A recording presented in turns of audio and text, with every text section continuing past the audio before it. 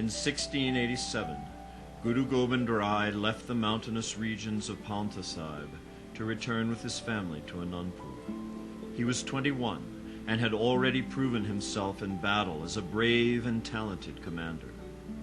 During the 2 years that the Guru had been in Panta, the city of Anandpur had become quiet and tranquil.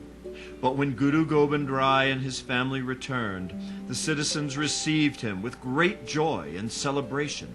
Like a garden that is watered after a long dry spell, gaiety spilled into the streets with the Guru's return. Sikhs poured into Anandpur Sahib from all over India to be with the Guru. In a short period of time, the city bustled with activity, commerce, and martial sport. The Guru remembered well the lessons learned in his youth, and with his deep wisdom foresaw the adversity and misfortune that the future would bring. He built 4 forts and strategic positions of defense to safeguard the people of Anandpur.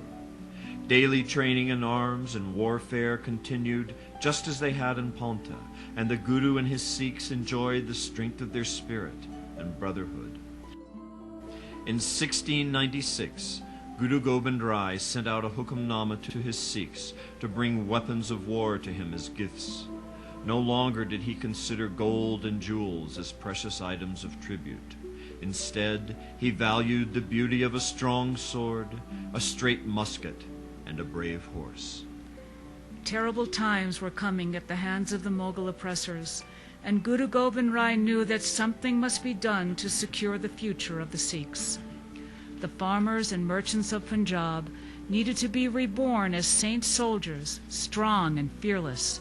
He spent long hours in thoughtful contemplation and deep meditation. A new identity must be forged that would bind the Sikhs to each other and forever bind them with the Guru. The Guru shut himself in his room and remained there alone for several days. This was not unusual, because his meditation was often very deep and sustained. But after a while, Mata Sundari became worried about him, and she quietly opened the door to check on his well-being. She was astonished to find Guru Gobind Rai sitting among 100 papers, handwritten invitations to the Sangat to come to Anandpur for the Baisakhi gathering of 1699. With his own hand, he sent out a hukamnama for the Sikhs of the Guru to come to Anandpur. He instructed them to come in full strength, bearing arms and with uncut hair. Since the days of Guru Amar Das, Baisakhi was a time of gathering for the Sikhs.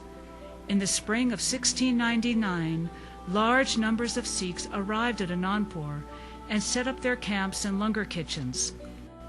The Guru had a tent set on a crest of a small hill and erected a raised and decorated platform before it. The first day of Baisakh rose warm and humid as the Sikhs gathered in high spirits and joy around the stage, anticipating the sight of Guru Gobind Rai. More than 80,000 people had come to Anandpur, finding the Guru's personal invitation too enchanting to decline.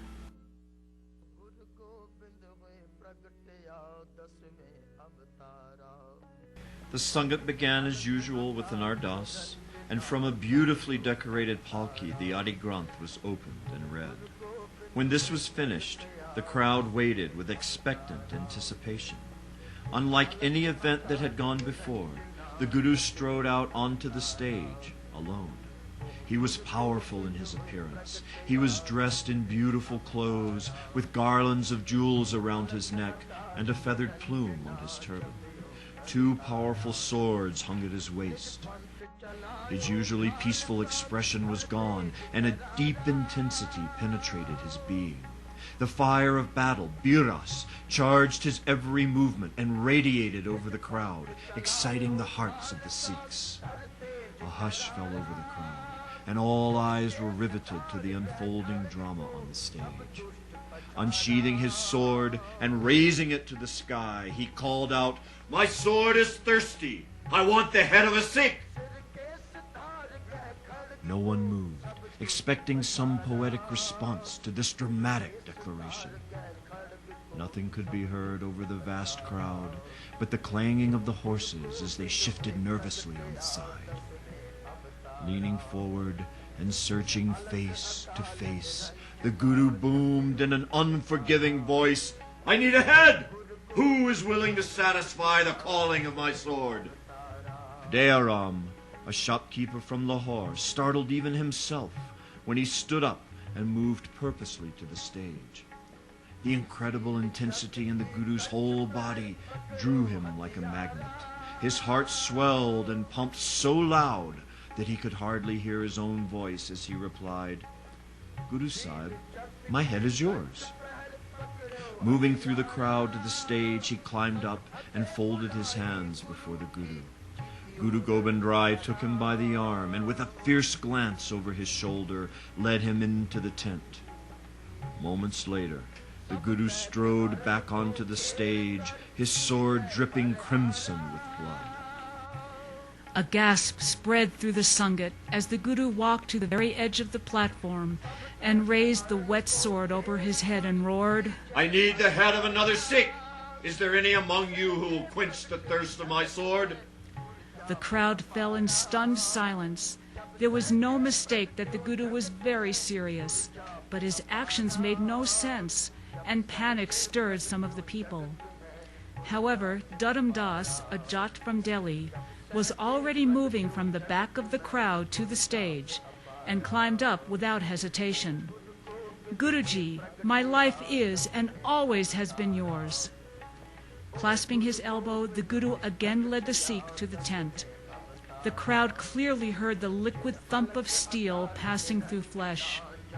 When the Guru again emerged with blood on his sword and walked to the edge of the stage, a wave of urgent whispers swept the Sangat. With the powerful voice of battle, the Guru again commanded, "I need a head! I need the head of a Sikh!" He began pacing with a heavy step, and drops of blood flew off the sharp end of his blade. If there was any question in the minds of the Sangat of what was going on, it was now made crystal clear with the Guru's third cry for blood. He was beheading his Sikhs. Those in the front rows looked at each other and whispered frantically, pushing with their backs into the crowd. Some of those on the edges and in the back silently slipped away, hoping not to be noticed. The close advisors to the Guru hurriedly approached Mata Gujari, the Guru's mother, and begged her to intercede on their behalf. Surely, they reasoned, the Guru has gone mad and must be stopped.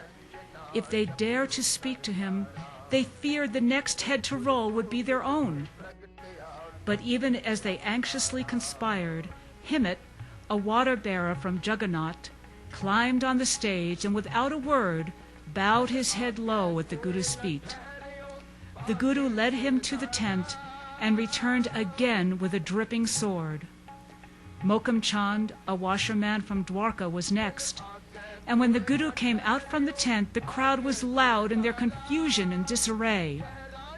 Sahib Chand, a barber from Bidar, jumped onto the platform in a state of spiritual ecstasy, hoping the Guru would ask for yet one more Sikh's head.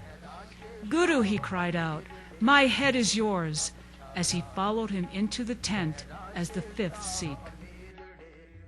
This time, the Guru took a little longer in returning from the tent, and when he emerged, he walked slowly and calmly, with a bearing of mastery. Behind him walked Panj Pyare, the 5 beloved ones, dressed in beautiful bana of gold threads and resplendent turbans. Their faces glowed. Even their families could not recognize them, as these humble Gursikhs radiated the light of the Guru himself. The Sangat was transfixed with awe, and many bowed their heads into the dust at the sight that was before them. The air hummed with the murmur of God's praises as the hearts of every Gursikh opened to the miracle that they had witnessed. Even those who had hid away returned to the Sangat with a cry of joy. With all faces turned towards him, the Guru then spoke to the crowd. "These 5 beloved Sikhs are the Khalsa. Through the supreme test of faith, even at the sacrifice of their lives, they have become pure and brought glory to the Khalsa. You who are present here, and you who come in all the ages to follow, I call on you to join the brotherhood of the Khalsa. Through the purity of the Khalsa, the world shall be free, and the grip of the tyrants shall be broken.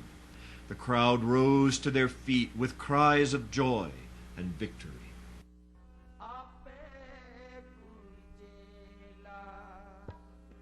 Taking a bowl of iron filled with pure water, the Guru knelt in Birasan and stirred the water with a double-edged sword. Mata Sahib Deva came forward with cakes of sugar wrapped in her chuni. The Guru nodded and smiled as Mata Sahib Devan dropped the sugar into the water, adding sweetness to the power of the steel. The 5 beloved ones came forward, and from the Guru's hands they drank the Amrit, uttering the new greeting of the Khalsa brotherhood, Waheguru Ji Ka Khalsa, Waheguru Ji Ki Fateh. The Khalsa belongs to God, victory belongs to God.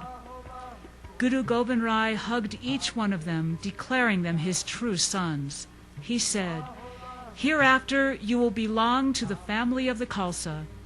The men shall bear the last name of Singh, and the women shall be known as Kaur.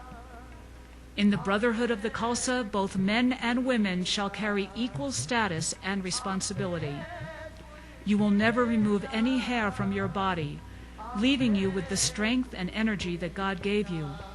You will never eat meat, use tobacco, or any form of intoxicant. You will love and honor only the woman you marry, and you will not covet another, even in your dreams. You will wear long hair and turban, kesh, a comb to clean them, kanga, modest underwear to your knees, kacha, an iron bangle on your wrist, kara, and a sword, kirpan. By these things I will know you as my own. As long as the Khalsa remains distinct in appearance and deeds, so long I will give them all my strength and glory. But if they adopt the ways of others, I will put no trust or faith in them."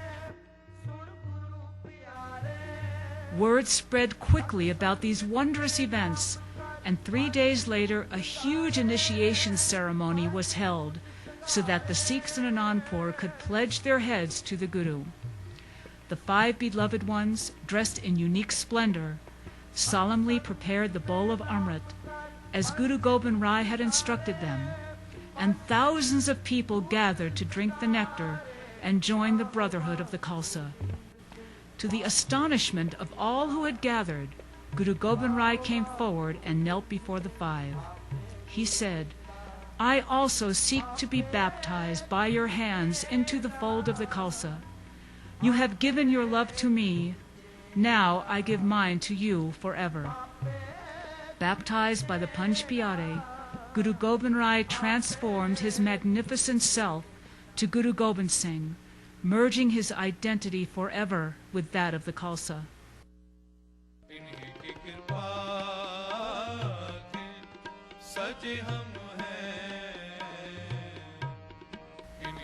The Khalsa became a brave and moral fighting force against the tyrannical Mughal rulers who occupied the Punjab. They achieved an exalted state of deathlessness, which empowered even a handful of Khalsa to fight effectively against overpowering numbers.